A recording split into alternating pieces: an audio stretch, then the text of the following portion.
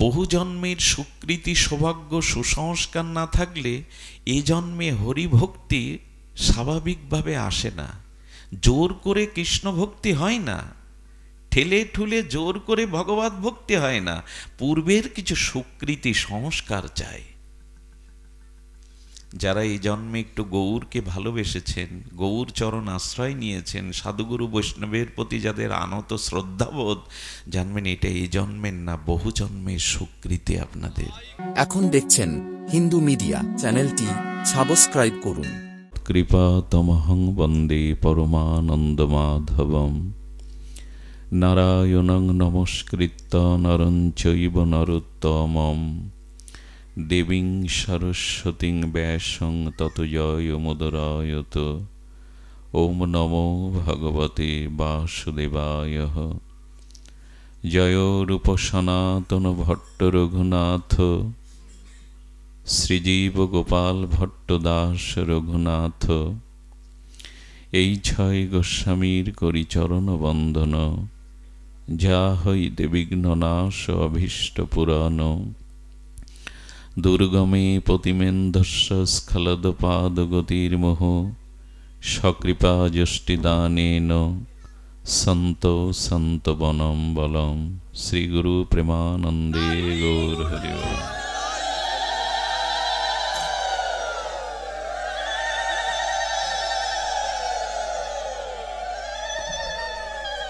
এই ফিডব্যাক আসছে বন্ধ করো। সব ভালো হয়, একটা শব্দযন্ত্র ভালো হয় না পাঠে। কি যন্ত্রণা এগুলি।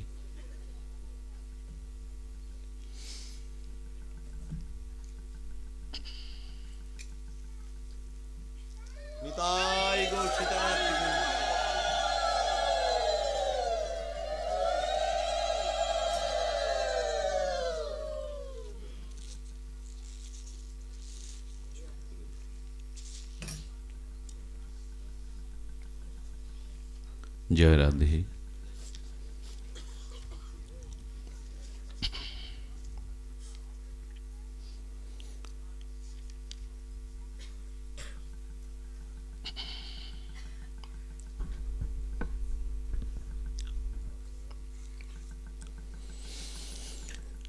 তপ্ত কাঞ্চন বর্ণাং ভাং বৈষ্ণবী শক্তি রূপিণ্যম, সনাতন সুতং দেবী প্রণমামি প্রভু প্রিয়ম। গৌরাঙ্গ বল্লভাং দেবী ভক্ত অভীষ্ট প্রদায়িনীম, নবদ্বীপেশ্বরী সাধ্বী গৌরবক্ষ বিলাসিনী। শ্রী গৌরাঙ্গ প্রিয়াং বন্দে গৌরবক্ষ বিলাসিনীম, তৈলোক্য মোহিনী দেবী নমামি বরবর্ণিনীম।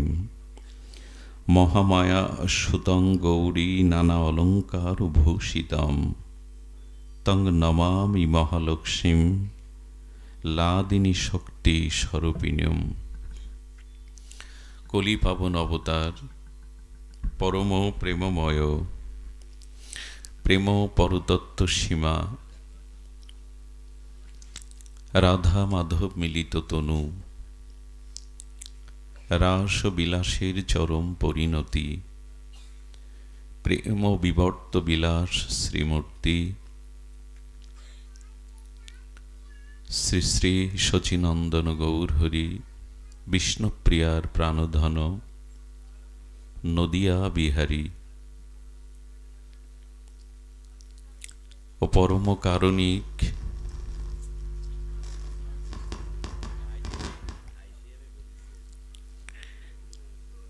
পতিত উদ্ধারণ পতিত পাবন দয়াল নিতাই চাঁদের মহা অনুকম্পায়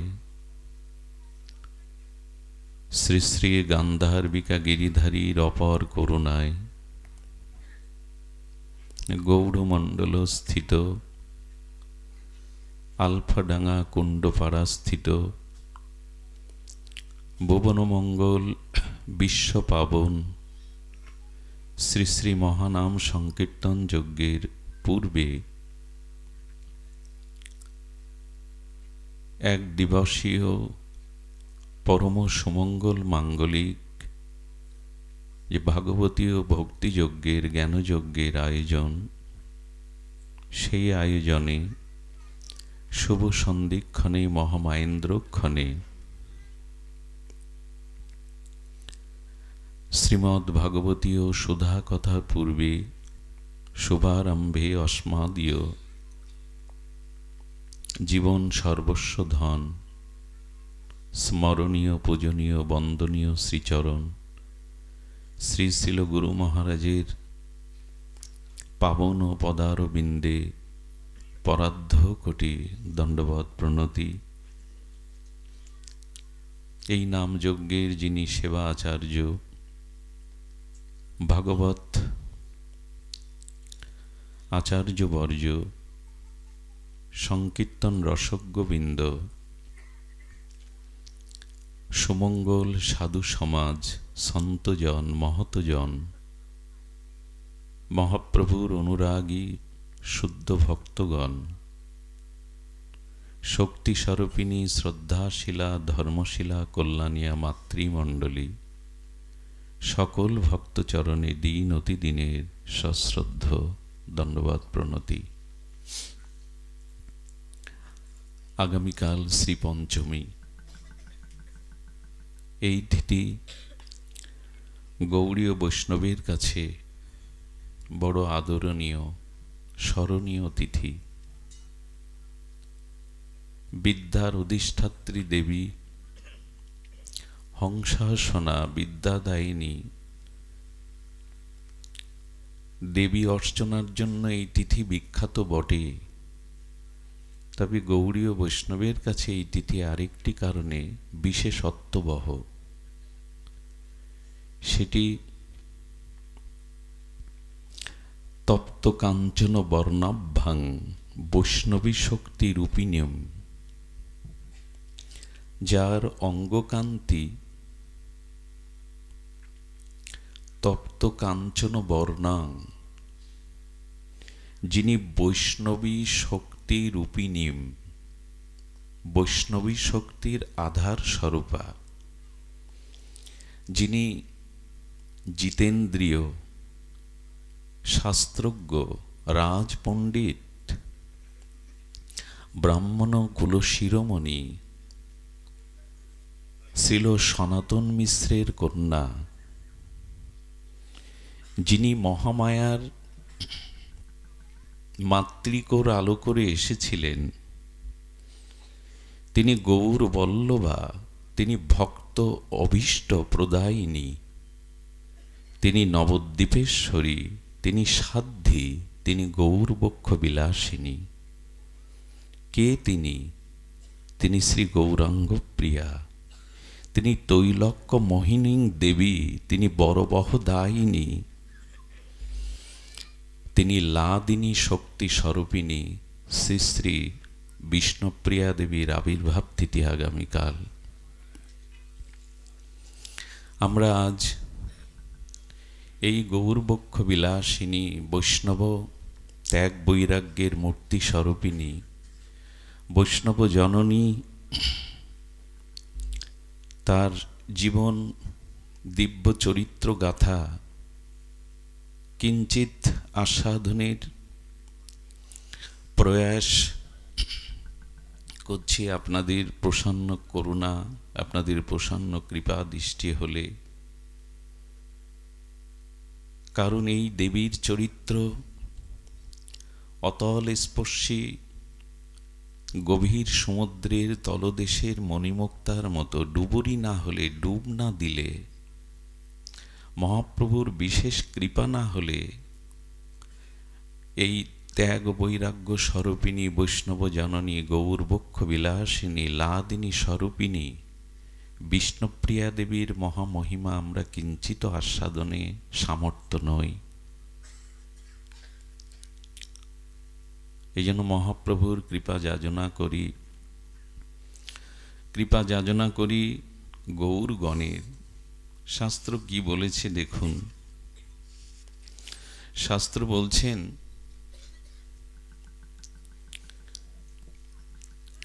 আমাদের শ্রীল প্রবোধানন্দ সরস্বতীপাদ তার চৈতন্য চন্দ্রামৃত নামক অমর গ্রন্থে তিনি বলছেন, আচার্য ধর্মং পরিচর্যং বিষ্ণুং বিচার্য তীর্থানি বিবর্চ বেদান। খুব ধ্যান দিতে হবে শ্লোকটির উপরে। বিনা ন গৌর প্রিয় পাদ সেবনং, বিনা ন গৌর পাদ সেবনং বেদাদি দুষ্প্রাপ্য পদং বিদন্তি। শ্লোকের সরলত্ব হল, যদি কেউ বর্ণাশ্রম ধর্ম পালন করেন, যদি কেউ ষোড়শ উপচারে বিষ্ণুর অর্চন করেন, যদি কেউ তীর্থ ভ্রমণাদি পরিভ্রমণ করেন, নিখিল বেদাদি শাস্ত্রের প্রতি যদি তার ব্যুৎপত্তিগত জ্ঞানও থাকে, তবু গৌরাঙ্গ চরণাশ্রিত গৌর প্রিয় পার্ষদগণের সেবা বিনা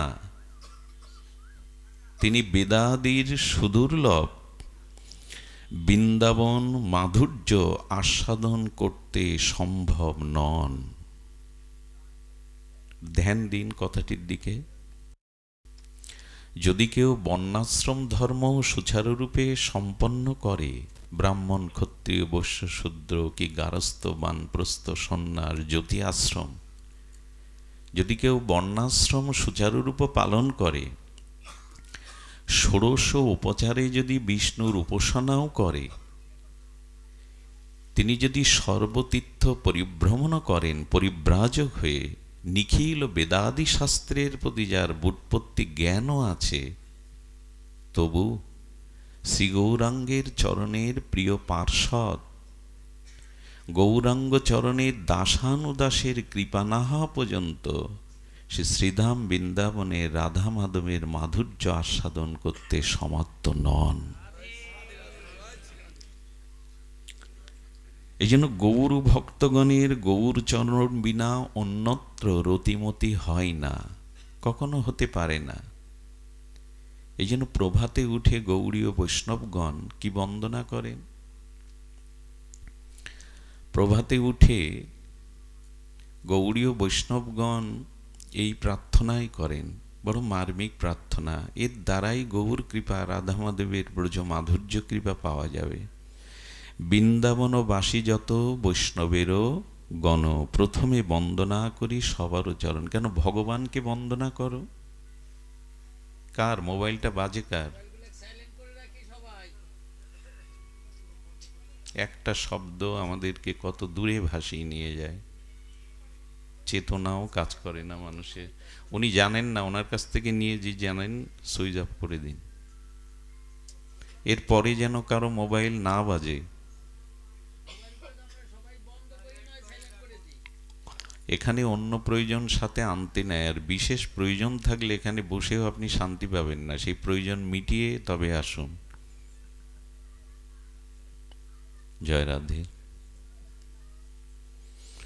বৃন্দাবনবাসী যত বৈষ্ণবের গণ, প্রথমে বন্দনা করি সবারও। কেন ভগবানের চরণ বন্দনা করো? আগে বৈষ্ণবগণের চরণ কেন বন্দনা করছ? প্রভাতে উঠেই এই মন্ত্র। লীলাচল বাসী যত মহাপ্রভুর গণ, ভূমিতে পড়িয়া বন্দ সবারও চরণ। লীলাচল বাসী যত গৌরগণ, গৌর ভক্তগণ ভূমিতে পড়ি তাদের চরণ বন্দনা করছে। নবদ্বীপ বাসী যত মহাপ্রভুর ভক্ত, নবদ্বীপ বাসী যত মহাপ্রভুর ভক্ত সবার চরণ বন্দ হইয়া অনুরক্ত। এ না হলে হবে না, এ না হলে হবে না। মহাপ্রভুর ভক্ত যত গৌর দেশে স্থিতি, সবার চরণ বন্ধ করিয়া প্রণতি। মহাপ্রভুর যত পরিকরগণ আছেন, তার চরণের দাস অনুদাসগণ আছেন, তাদের প্রণতি করো।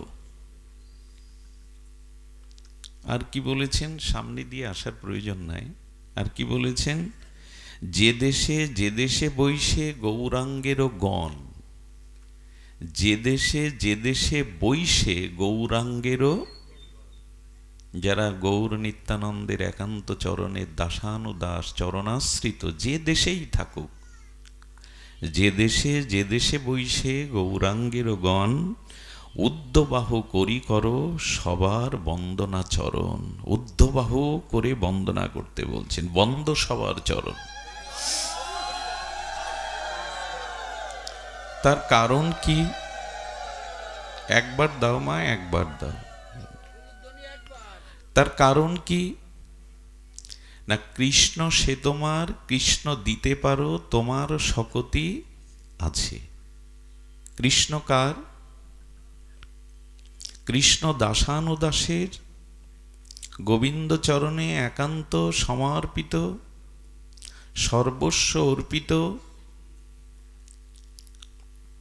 সেই বৈষ্ণবগণের কাছেই প্রার্থনা করছেন, কৃষ্ণ সে তোমার, তুমি দিতে পারো তোমারও শকতি আছে। এজন্য আগে মহাপ্রভুর দাসানুদাসের বৈষ্ণবগণের চরণ বন্দনায় রত হতে হবে। তাদেরই কৃপায় আমরা পাব। দয়া করো সীতাপতি অদ্বৈত গোসাই, তব কৃপা নাহি পায়, তব কৃপা বিনা নাহি পাই চৈতন্য নিতাই। অপেক্ষা আছে কিনা? অদ্বৈত আচার্যের করুণা ছাড়া গৌর নিতাই কৃপা পাব না। গৌর চরণাশ্রিত বৈষ্ণবগণের আনুগত্য না নিলে, তাদের চরণ বন্দনা না করলে, তাদের কৃপা দৃষ্টি আপনার উপরে বর্ষিত না হলে আমরা গৌর কৃপা কি ব্রজের মাধুর্য কৃপা পাব না।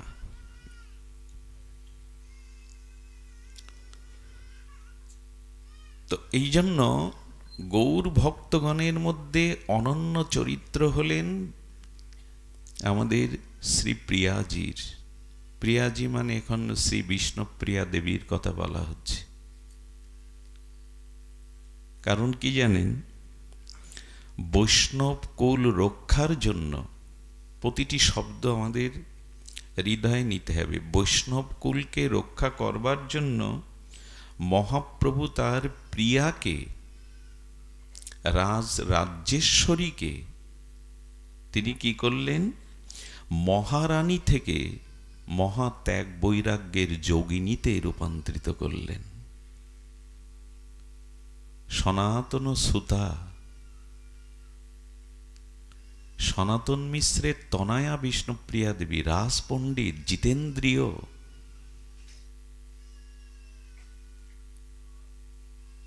তো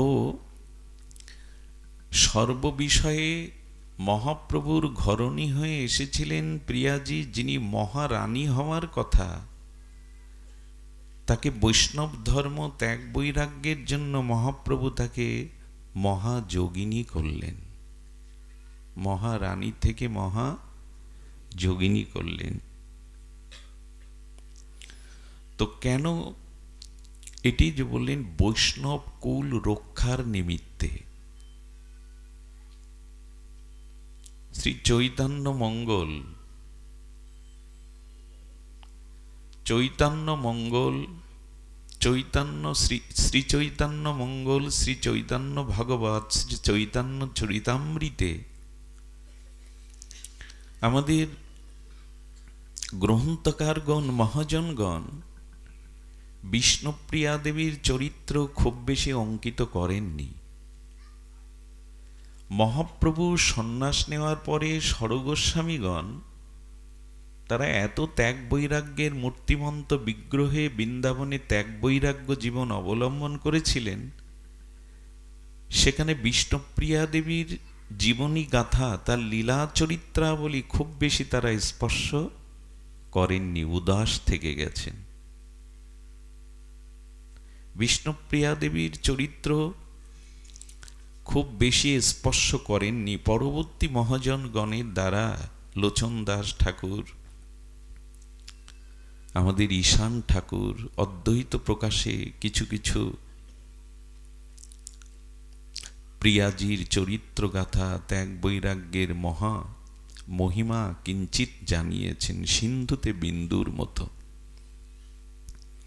দেখুন, ব্রজলীলায় বিষ্ণুপ্রিয়া দেবী ছিলেন সত্যভামা দেবী।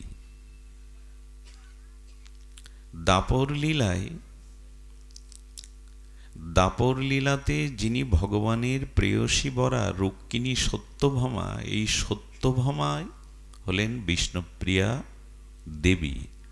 সত্রাজিতের পুত্রী কন্যা, সেই সত্রাজিত রাজা এসেছিলেন সনাতন মিশ্র নামে শ্রীধাম নবদ্বীপে। বেদজ্ঞ পণ্ডিত রাজ ব্রাহ্মণ জিতেন্দ্রিয়। তো এই সত্যভামা রুক্মিণী এরা কারা? লক্ষ্মী দেবী এরা কারা? এরা রাধা ঠাকুরানীরই কাইবুহ। ভগবান অখণ্ড পরতত্ত্ব সচ্চিদানন্দ ভগবান শ্রীকৃষ্ণের লাদিনী শক্তি রাধারানীরই কাইবুহ অংশ স্বরূপা। এক্ষেত্রে বিষ্ণুপ্রিয়া দেবী সত্যভামার প্রকাশ শুধু নন, সত্যভামা রুক্মিণী এরা রাধারানীরই শক্তি বিশেষ। এই জন্য বিষ্ণুপ্রিয়া দেবীকে রাধা স্বরূপা বললেও ভুল হবার নয়। তো নবদ্বীপ লীলা এবং ব্রজলীলার কিছু লীলা রসের লীলা পার্থক্য আছে, যেটা চৈতন্য মহাপ্রভু শ্রীমান নিত্যানন্দ প্রভুকে বলেছিলেন। কি বলেছিলেন? ব্রজে খেলা ছিল আমার দৌড়া দৌড়ি। মহাপ্রভু শ্রীমান নিত্যানন্দ প্রভুকে বলছেন, ব্রজে খেলা ছিল আমার দৌড়া দৌড়ি।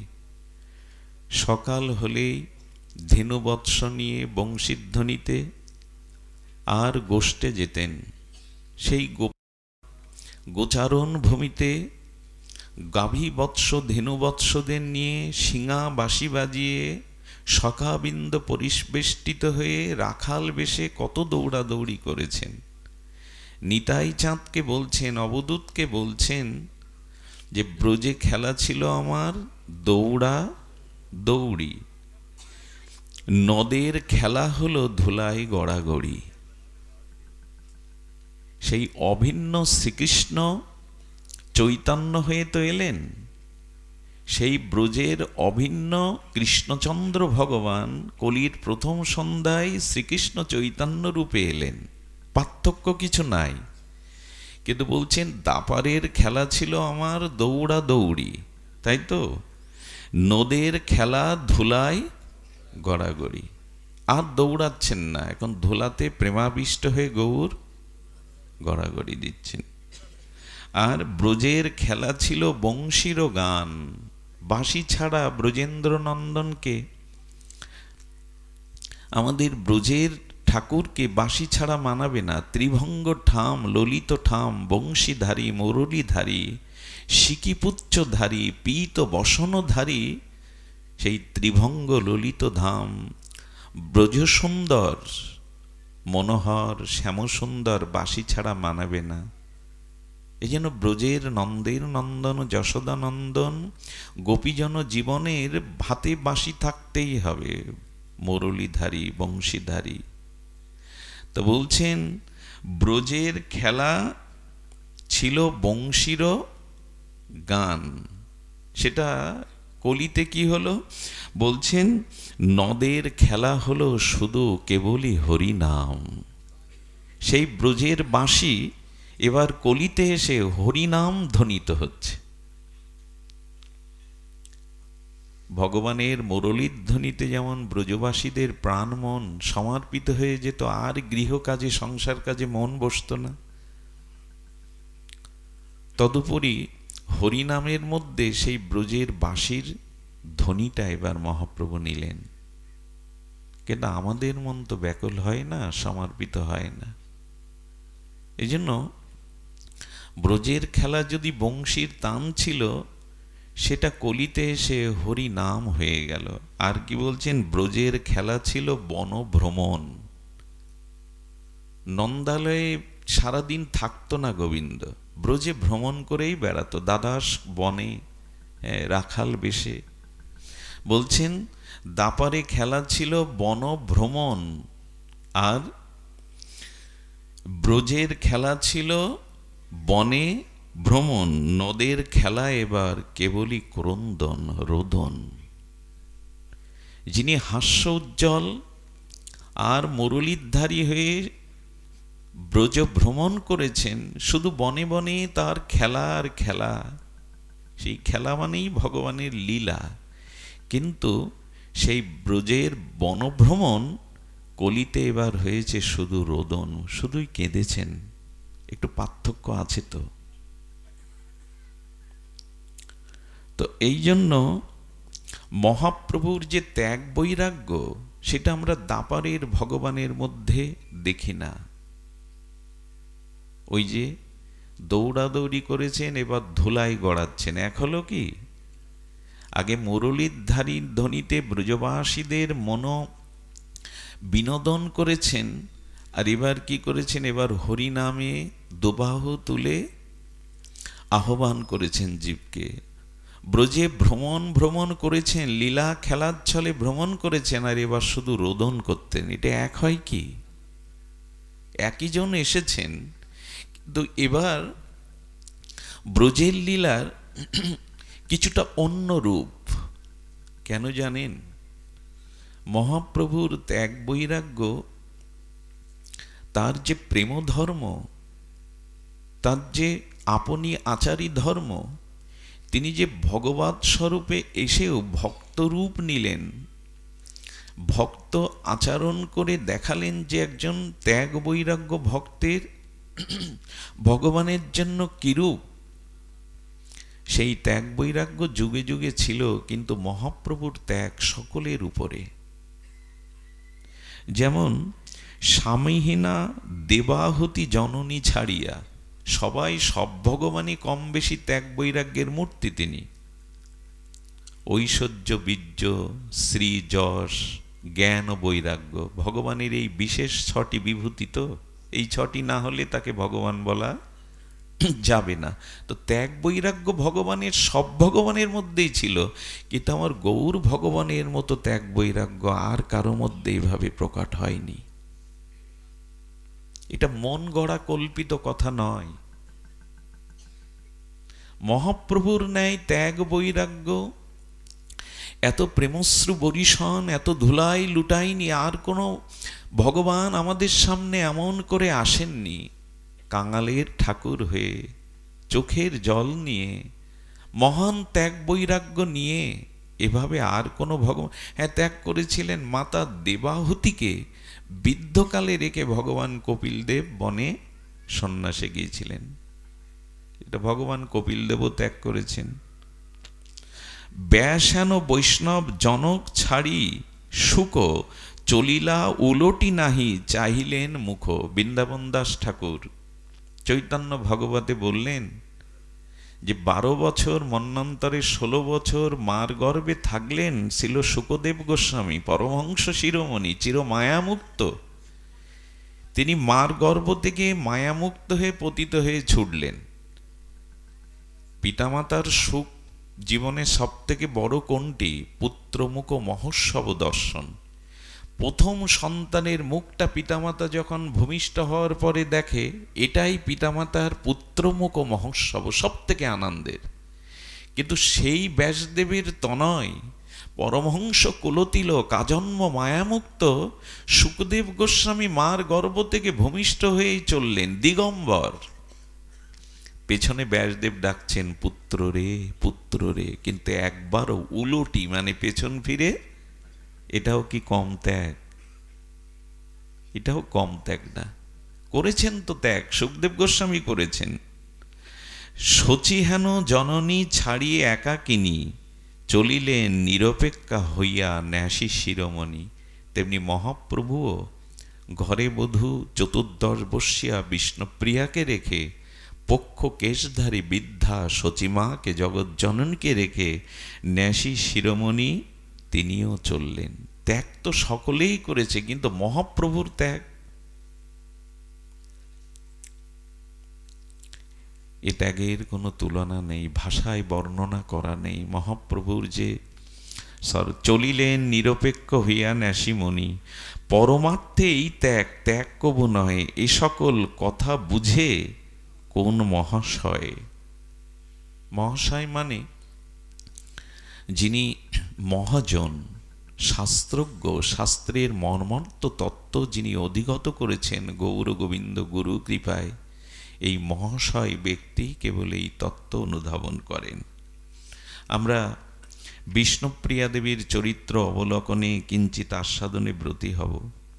দেখুন, সকল ভগবানের অবতারে সেই পরম ভগবান যখন ধরিত্রীতে আসেন, শ্রী ভগবান নিজ শক্তিকে, তার স্বরূপ শক্তিকে সাথে নিয়েই বারবার আসেন, একা আসেন না। ভগবান যখন দেবদেহ ধারণ করে ধরণীতে অবতীর্ণ হন, তখন তার স্বরূপ শক্তিকেও দেবী রূপে জগতে প্রকট করেন।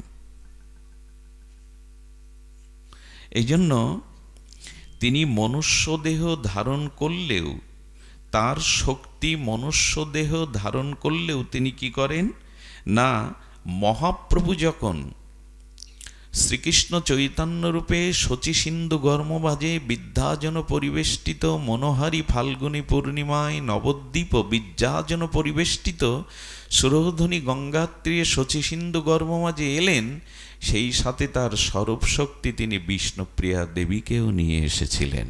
একা আসেন না, তার স্বরূপ শক্তিকেই নিয়ে আসেন।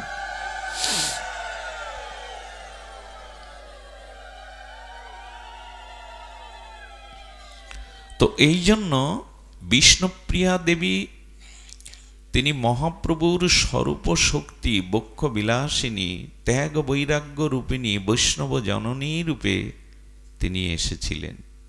আগেই তার পরিচয় দিয়েছি, সনাতন মিশ্রের কন্যা মা মহামায়া দেবী। তো বিষ্ণুপ্রিয়া দেবীর শিশুকালটা আমরা একটু অঙ্কিত করি, গ্রন্থকারের যেভাবে ভূমিকায় উল্লেখ করেছেন। আমরা বিষ্ণুপ্রিয়া দেবী শশীকলার ন্যায় যখন বেড়ে উঠলেন, তখন তার বর্ণনাটা কিভাবে দিয়েছেন। তার পিতা সত্যবাতী দ্বিতীয়েন্দ্রীয় মহাবংশজাত পদবী রাজপণ্ডিত সর্বত বিখ্যাতা, এবং তার সুচরিতা কন্যাই হলেন বিষ্ণুপ্রিয়া দেবী। তার শিশুকালটা কেমন গেছে? শিশু হইতে 2-3 বার গঙ্গা স্নান, গঙ্গার তীরেই তো নব পরিবেষ্টিত। তো শিশুকাল থেকেই স্বাভাবিক গঙ্গা স্নানের একটা রুচি প্রিয়াজির ছিলেন। দেখুন, কারো ভিতরে পূর্ব সংস্কার থাকলে, ভগবানের কোনো কৃপা শক্তি থাকলে, সেই লক্ষণগুলো শিশুকাল থেকেই প্রকাশ হয়ে পড়ে। পূর্ব সংস্কার বহু নাম জন্ম নামান্তে জ্ঞানবানাং প্রপদ্যতে বাসুদেব সর্বমিতি স মহাত্মা সুদুর্লভ। বহু জন্মের সুকৃতি সৌভাগ্য সুসংস্কার না থাকলে এ জন্মে হরিভক্তি স্বাভাবিকভাবে আসে না। জোর করে কৃষ্ণ ভক্তি হয় না, ঠেলে ঠুলে জোর করে ভগবত ভক্তি হয় না। পূর্বের কিছু সুকৃতি সংস্কার চাই। যারা এই জন্মে একটু গৌরকে ভালোবেসেছেন, গৌর চরণ আশ্রয় নিয়েছেন, সাধুগুরু বৈষ্ণবের প্রতি যাদের আনত শ্রদ্ধাবোধ, জানবেন এটা এই জন্মের না, বহু জন্মের সুকৃতি আপনাদের। এটা এক জন্মের সুকৃতিতে হয় না, এক জন্মের সুকৃতিতে এটি হয় না। শিশুকাল থেকেই তার ভিতরে এই ত্যাগ বৈরাগ্য, ভগবানের আনুগত্য, প্রীতি, ভক্তি, শ্রদ্ধা, এগুলি সব প্রকাশ, স্বাভাবিক প্রকাশ হয়ে পড়ে। তো কি করতেন তিনি? শিশু হইতে 2-3 বার গঙ্গা স্নান।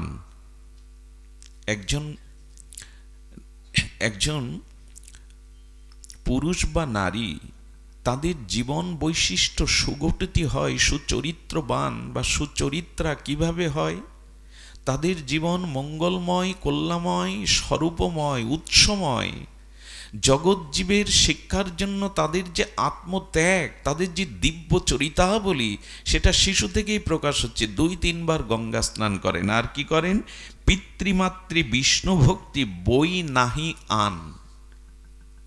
পিতামাতাকে এবং ভগবানে ভক্তি ছাড়া আর কিছু বোঝেন না, আর কিছু আলোচনা করেন না। আজ আমাদের দুর্দশা সনাতন হিন্দু জাতির এটাই। আমরা দেবদেবী মন্দির দেখলেই প্রণাম করি বটে, কিন্তু শাস্ত্রে বলেছে স্বয়ং ভগবান রাঘবেন্দ্র মর্যাদা পুরুষোত্তম রামচন্দ্র তিনি প্রভাতে উঠেই আগে মাকে, বাবাকে আর গুরুকে প্রণাম করতেন। এই ছিল তার প্রভাতের প্রথম সাধনা। স্বয়ং ভগবান হয়ে কৃষ্ণচন্দ্র ভগবান প্রতিদিন নন্দ বাবার মা যশোমতীর পায়ের ধুলো মাথায় অঙ্গে মাখতেন। এটা আমাদের সনাতন পরম্পরা রীতি, কিন্তু আজ শতকরা 10টি পরিবারেও এই প্রথা চালু নেই। পিতামাতাকে সন্তান প্রভাতে প্রণাম করে তাদের বরাবহ আশীর্বাদ যদি মাথায় নিতে পারেন না, জগতে আপনার থেকে সৌভাগ্যবান আর কেহ নাই। বহুবিধ আবিলতা থেকে, বহুবিধ অজ্ঞানতা থেকে, বহুবিধ বিপদ থেকে, বহুবিধ পতন থেকে রক্ষা পাওয়া যায় পিতামাতা গুরুদেবের আশীর্বাদ মস্তকে প্রতিদিন ধারণ করলে। একটা রক্ষা কবচ তৈরি হয়। এই জন্য যারা গর্ভধারিণী মাকে, জন্মদাতা পিতাকে প্রণাম করে না করে দেবদেবীর মন্দিরে প্রণাম করতে যায়, দেবদেবী বলেন তোমার আশীর্বাদের দ্বার বন্ধই থাকলো। আজ সনাতন ধর্মের এই প্রথা চালু করা প্রয়োজন। বিষ্ণুপ্রিয়া দেবী তার যে মাতৃভক্তি, প্রত্যেক যারা মহামানুষ হয়েছেন, মহাপুরুষ হয়েছেন, যারা যারা এই জগতে প্রণম্য হয়েছেন, যাদের দিব্য চরিতাবলী জগৎকে অন্ধকার থেকে আলোর পথে, অসত্য থেকে সত্যের পথে এনেছে, মৃত্যু থেকে অমৃতের পথে এনেছে, সকলের ভিতরে সদাচার সঞ্চারিত করে তাকে মুক্তি কল্যাণের অধিকারী করেছে, তারা প্রত্যেকেই পিতামাতা গুরুগর্ভের প্রতি শ্রদ্ধাশীল ছিলেন। এটা আমাদের আলোচ্য বিষয় না, তবু বলছি বিদ্যাসাগর তৈরি হয় মাতৃভক্তির কারণে। বিদ্যাসাগর এমনি এমনি হয় না। এই জন্য বিষ্ণুপ্রিয়া দেবী প্রভাতে উঠেই আগে পিতামাতার চরণ বন্দনা করে প্রণাম করতেন, এবং বিষ্ণু ভক্তি ছাড়া আন কোনো কথা, আন কোনো ভাবনা তার মনে স্থান পেত না। আজ সনাতন ধর্মের বলা হয় বিশ্ববিদ্যালয়ে কলেজ পড়ুয়া মেয়েরা অন্য ধর্মে চলে যাচ্ছে, এর একটাই কারণ, কতবার বলা যায়, কতবার বলতে বলতে কণ্ঠ ধরে আসে, সেটা হলো দেখবেন তাদের পারিবারিক কোনো ধর্মচর্চা তারা ছোটকাল থেকে পায়নি। সনাতন বৈদিক আদর্শ, বেদ বেদান্ত উপনিষদের আদর্শ তারা পারিবারিকভাবে পিতামাতার কাছ থেকে পায়নি। ধর্ম শুধু মন্দিরে আসরে নয়, গারস্থ একটা আশ্রম। সন্ন্যাস যেমন আশ্রম, সমস্ত আশ্রমের শ্রেষ্ঠ হলো গারস্থ আশ্রম। অন্য 3 আশ্রম বেঁচে আছে গারস্থ আশ্রমের জন্য। মহাপ্রভুর হাতে গোনা রূপ সনাতন, স্বরগোস্বামী, স্বরূপ দামোদর আর কিছু বাদে সকলেই তো সংসারী ছিলেন। সংসারটা কৃষ্ণ ভজনের পথে বাধা নয়। গারস্থ আশ্রম যদি আদর্শের কৃষ্ণের সংসার রূপে গঠন করা যায়, তবে অন্য আশ্রমের জননী হলো গারস্থ আশ্রম। সমস্ত আশ্রমের জননী এটা। মহাপুরুষগণ, ভগবান অবতারগণকে আকাশ ফুঁড়ে পড়ে, মাটি ফুঁড়ে বেরোয়, কোন সৎ পিতামাতার আদর্শবান সাধক সাধিকাকে আশ্রয় করেই তো তারা আসেন। এই জন্য গৃহে ধর্মীয় চর্চাটা আজ বড় প্রয়োজন। সকালে উঠেই একজন কারো সকালটা দেখলে, মানে ঘুম ভাঙার পরে তার প্রথম অবস্থাটা দেখলে বোঝা যায় এই মানুষটা কেমন। সকালবেলা একটা মানুষ নিদ্রাভঙ্গের পরে বিছানায় উঠলে ওই মানুষটার আচরণ দেখে বোঝা যায় এই মানুষটার ব্যক্তিত্ব, চরিত্র, তার গতি প্রকৃতি কেমন। যেমন লঙ্কায় হনুমান ঘুরছে, ঘুরতে ঘুরতে দেখে যে একজনের ঘরের থেকে সে নিদ্রাভঙ্গের পরে প্রভুর দিব্য নাম ধ্বনি যাচ্ছে, জয় সিয়ারাম, জয় সিয়ারাম, জয় সিয়ারাম। বুঝলেন এই ঘরে রাক্ষসপুরীতে বাস করলেও আমার প্রভুর একজন ভক্ত এখানে আছে, ইনি বিভীষণ।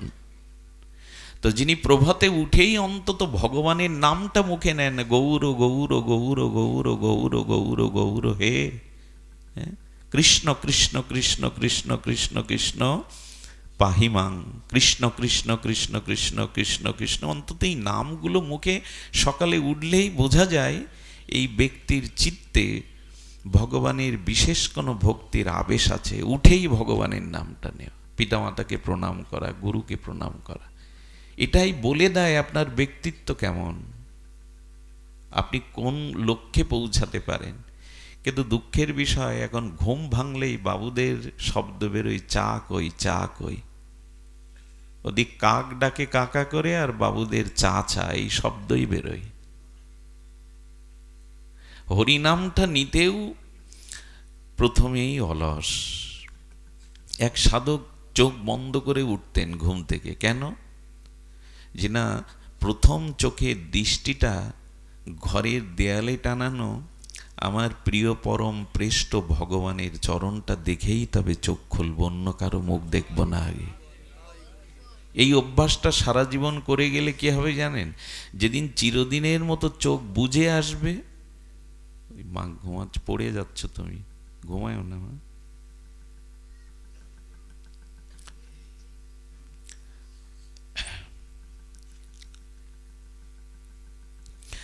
এই অভ্যাসটা যদি করতে পারেন। রাধারানী আবির্ভাবের পরে প্রায় 1 মাস অন্ধ হয়েই ছিলেন রাধারানী। তিনি কি অন্ধ? কিন্তু তার প্রতিজ্ঞা ছিল, আমি বিশ্বব্রহ্মাণ্ডে এসেছি তোমার সেবার জন্য, তোমাকে আনন্দ দেওয়ার জন্য।